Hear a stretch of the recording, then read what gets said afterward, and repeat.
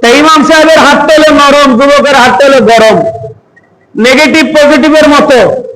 যখন নরম হাত গরম হাতের মধ্যে লাগা যাবে, কুসকুস হুতা হ্যাঁ,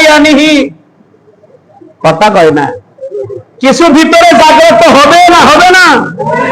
যুবকের জাগ্রত হবে। হাদিসের মধ্যে আছে মুআনাকা করলে আরো সওয়াব বেশি।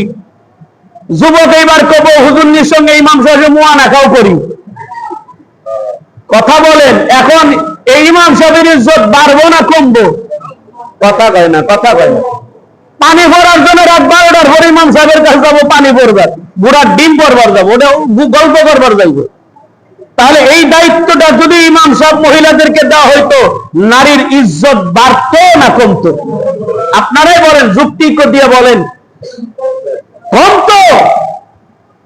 এই জন্য আল্লাহ রাব্বুল আলামিন জানেন বান্দায় পেছো পড়বো, আমার বান্দির অপমান হবে, কারণ আল্লাহ তাআলা নারীকে সবচেয়ে বেশি ভালোবাসেন।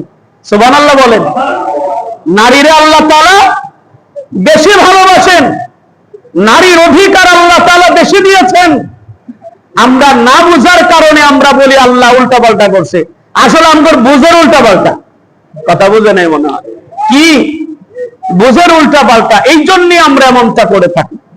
তো আল্লাহ তাআলা নারীকে সম্মানের আসনে বসিয়েছেন। সুবহানাল্লাহ বলেন।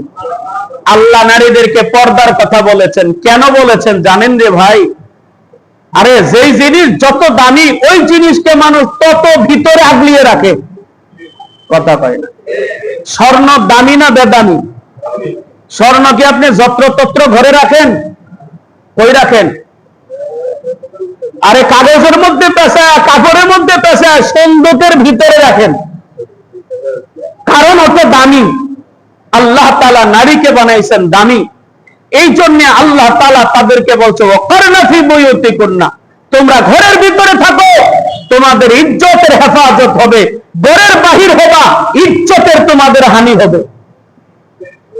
বর্তমান আফগানিস্তান সম্পর্কে আপনারা ভালো করে জানেন। যত আফগানিস্তানের মহিলা কর্মচারী ছিল, চাকরিজীবী ছিল, সবগুলো ঘরের ভিতরে ঢুকাই দিছে। সরকারের পক্ষ থেকে তাদের মাসে মাসে বেতন দেওয়া হচ্ছে।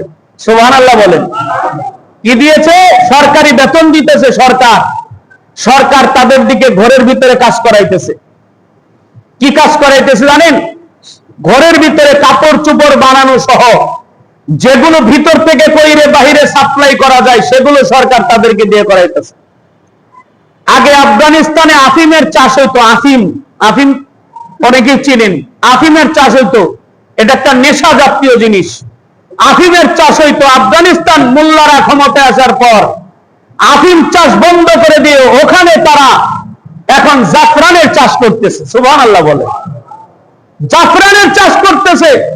আর জাফরান ক্ষেত থেকে উঠায় আইনা এগুলো আবার বাছাই করতে হয়।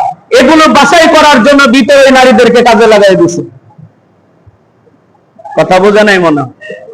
হ্যাঁ, পুরুষদেরকে সব কাজে লাগাই দিছে। এই জন্য আফগানিস্তানে একটা ফকির আপনি খুঁজে পাবেন না। কথা কয় না। আফগানিস্তানে একটা কি নাই? আফগানিস্তানের কথা বললে অনেক ভাইয়েরা আমাদেরকে কত করে আফগানিস্তানে পাঠিয়ে দিন। আর আফগানিস্তান যে শান্তির দেশ, যাইতে বললে তো কপাল আছিল, কপাল। কথা কয় না। আমরা আমাদের দেশকে ভালোবাসি, কিন্তু যেই পরিস্থিতি, এই পরিস্থিতিতে বেঁচে থাকাই তো কঠিন হয়ে গেছে গা। রাস্তায় বের হওয়া কঠিন, মুখ দিয়ে কথা বলা কঠিন, কথা বললেই আক্রমণ। কথা কয় না কেন? সুতরাং আফগানিস্তানে তারা এভাবে দেশকে উন্নয়ন করে ফেলেছে।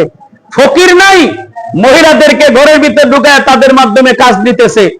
দেশ কি শান্তিতে আছে না নাই? কথাগণ আছে না নাই? আফগানিস্তানে এক বছরে একটা মাত্র বেবিচারের বিচার পাওয়া গেছে, একটা। তাও ওকে পাওয়া গেছে ডাইরেক্ট তারে কতল করে শেষ করে দিছে। কোরআনের আইন, বেবিচারিনী পাইলে কি করে দাও? কতল করে দাও। বন্ধ নাই, মারামারি নাই, কাটাকাটি নাই, হানাহানি নাই। এই জন্য ভাই কোরআন দরকার আছে না নাই? জোরে বলেন, আরো জোরে বলেন, দরকার আছে না নাই? কোরআনের প্রত্যেকটা কথা আমরা ব্যক্তি জীবন, পারিবারিক জীবন, রাষ্ট্রীয় জীবন সব জায়গায় মানার চেষ্টা করবো ইনশাআল্লাহ। আলহামদুলিল্লাহ। আলহামদুলিল্লাহ। আমাদের এক ভাই, কি নাম? সাদেক ভাই, আলহামদুলিল্লাহ। সাদেক ভাই এসছেন, কথা বলবেন, আলহামদুলিল্লাহ। ঠিক আছে, তো আমরা যাই, এতটুকু যাই বললাম, আমরা মানুষকে ভালো ব্যবহার করবো ইনশাআল্লাহ।